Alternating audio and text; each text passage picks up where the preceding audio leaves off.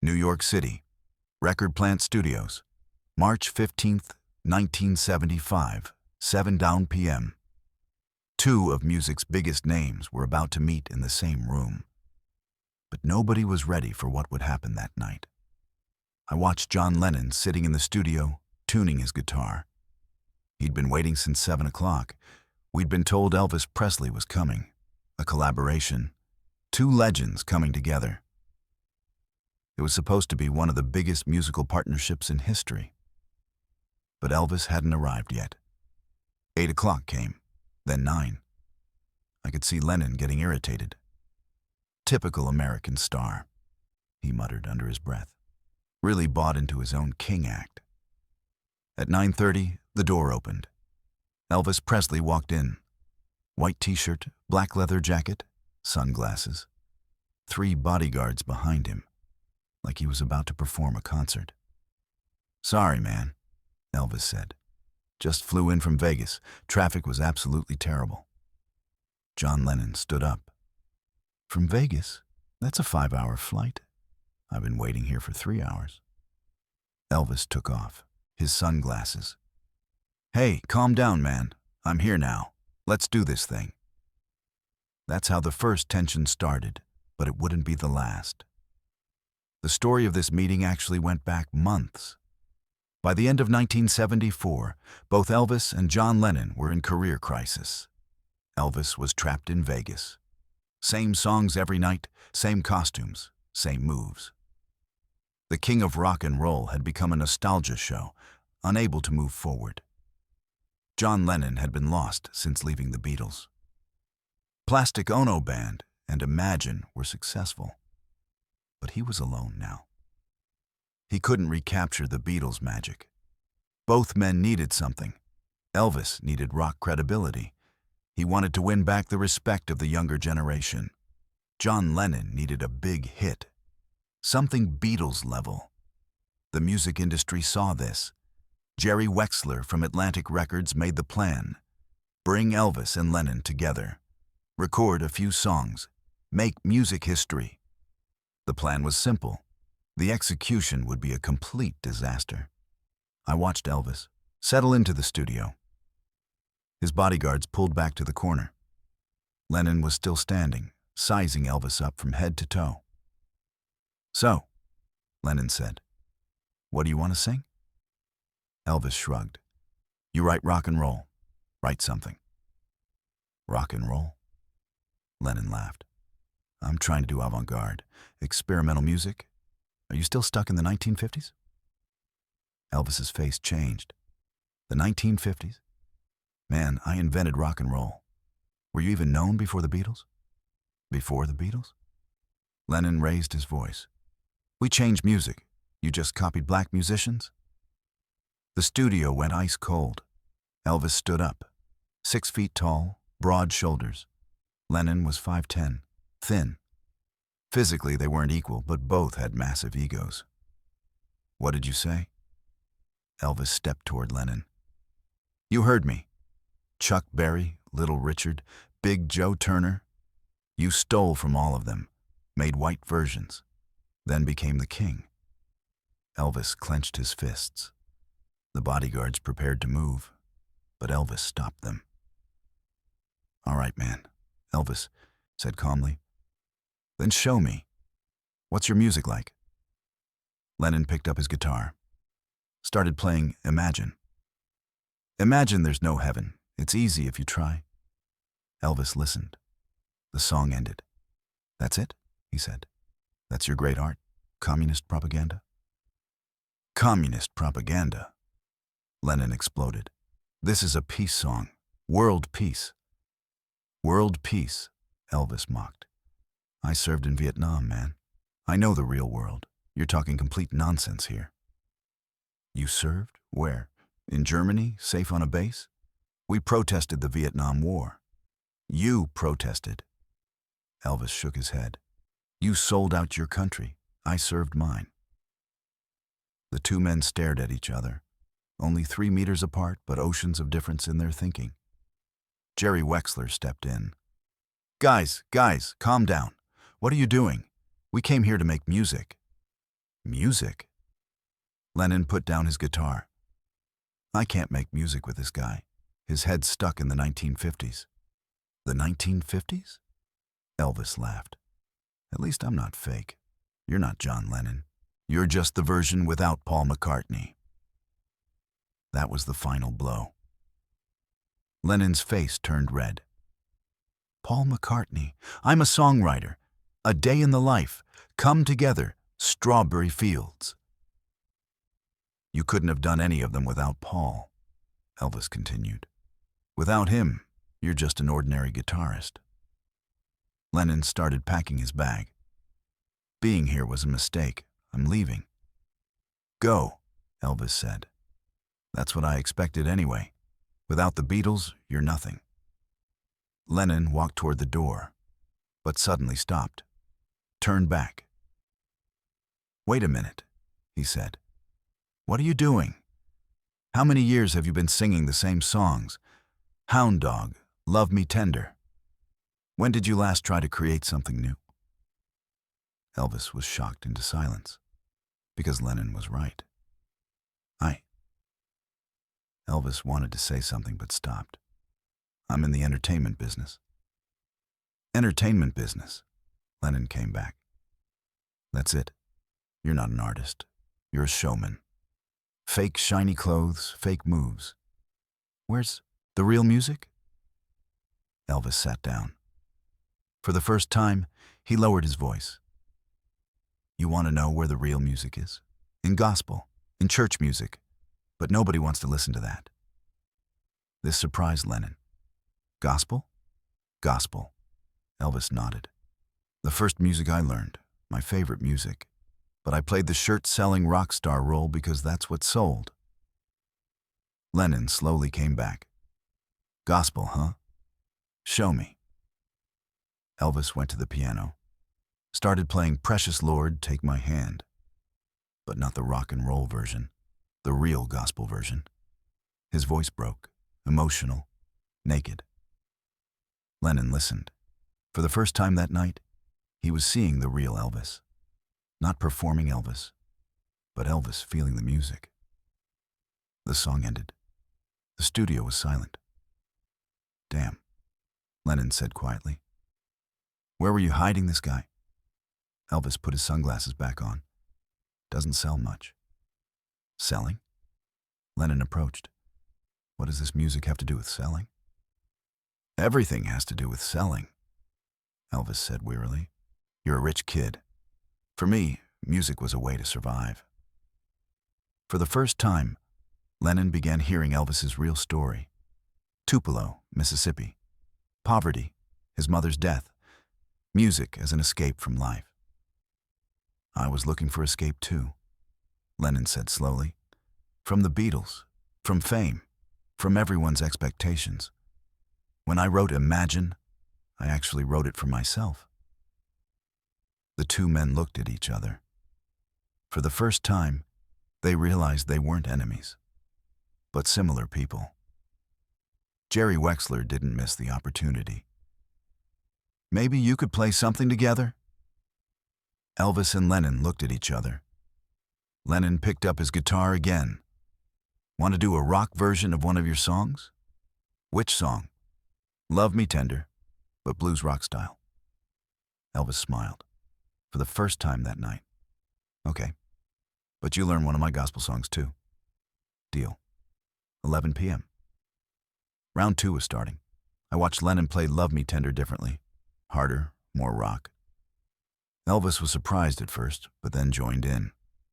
His voice added a different dimension to the song. This is amazing, Elvis said. I never thought of it like this. Elvis also taught Lennon he knows just what I need. A gospel song, but with Lennon's rock attitude, it gained a different energy. The night progressed. The two men began discovering each other. Elvis taught Lennon musical arrangements. Lennon showed Elvis modern recording techniques. 2 a.m. First recording. Love Me Tender rock version. Elvis's voice, Lennon's guitar. Perfect harmony. One more time, Lennon said. Let's start slower this time. "One more time," Elvis said. "This time, I'll add harmony." 4M, second song. They recorded Lennon's Jealous Guy in Elvis's version. Elvis's voice brought completely different emotion to the song. Lennon's eyes filled up as he listened. "Is this my song?" he said. "It sounds so different." "Same song," Elvis said. "Different heart." 6M. Morning had come. The two men were tired but happy. They'd recorded 4 songs. Rock version of Love Me Tender, gospel version of Jealous Guy, country rock mix of In My Life. And they'd written a completely new song together. Two Kings. Two Kings told the story of both men. Coming from different backgrounds, meeting at the same peak, not understanding each other, then understanding.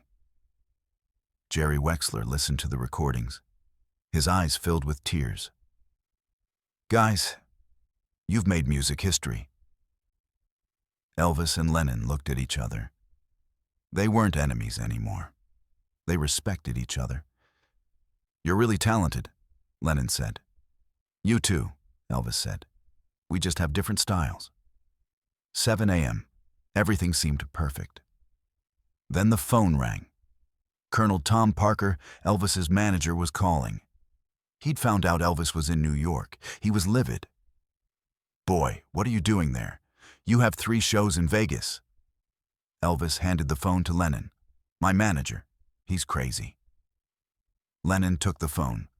"Hello, this is John Lennon."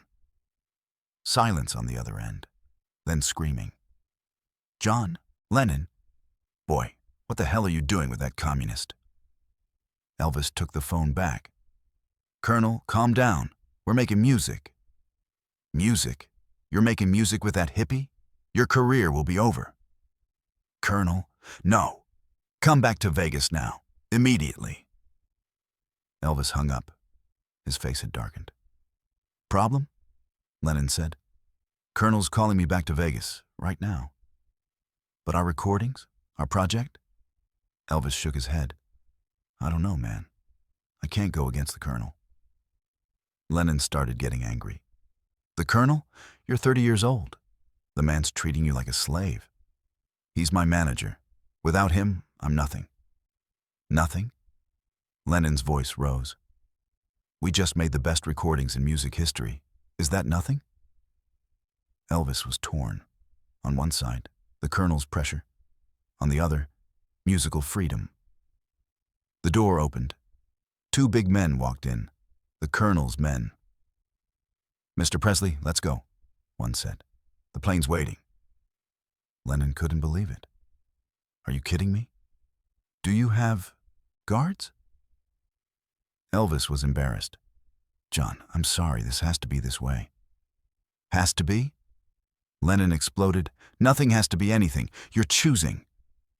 Elvis packed his bag. "I can't choose. This is how the system works."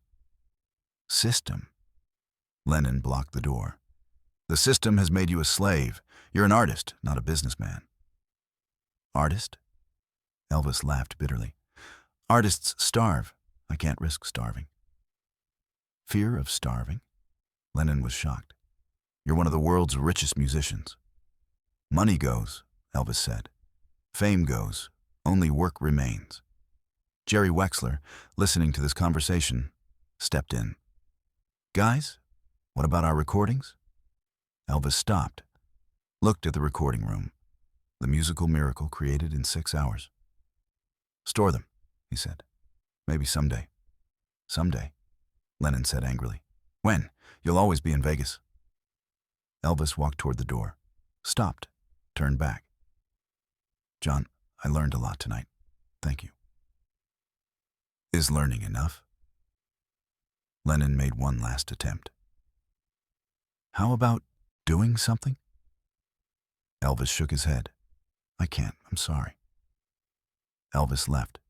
His bodyguards followed. The door closed. Lennon remained alone, standing in the recording room by himself, guitar in his hand, the musical magic created in 6 hours hanging in the air. Jerry Wexler approached. "John, I'm so sorry. Lennon shook his head. Me too. The recordings were stored in the vault. The world would never hear them. Elvis returned to Vegas.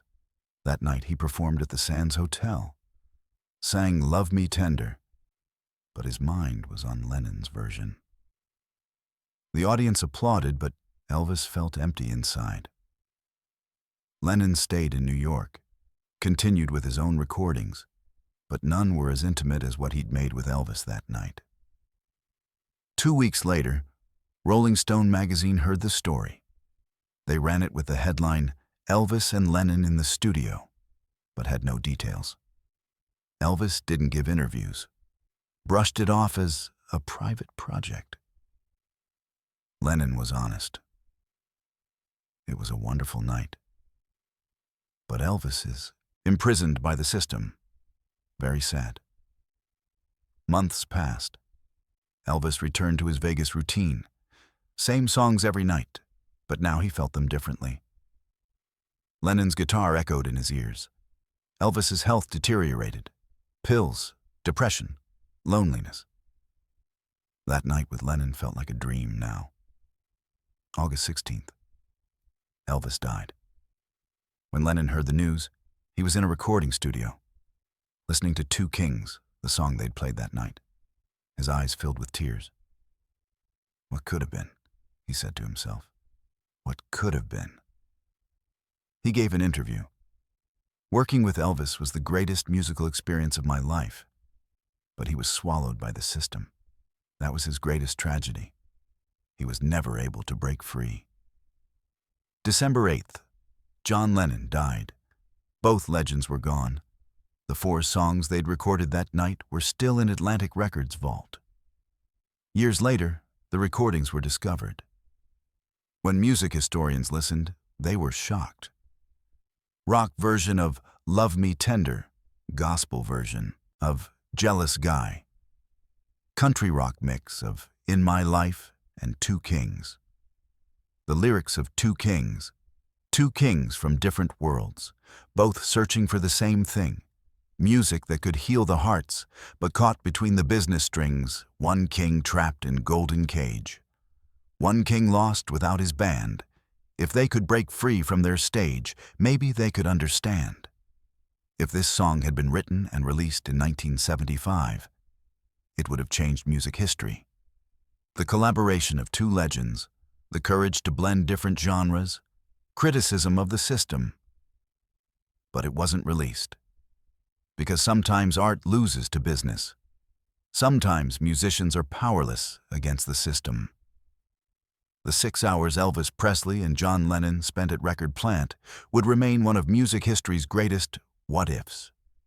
Two kings, one night, infinite possibilities, but unrealized miracles. The music is bigger than any of us. But the stories? The stories keep the music alive. Subscribe for more. Hit like if this touched you. And remember, behind every legend is a human who loved, who hurt, who tried. Just like you, just like me. Thanks for watching.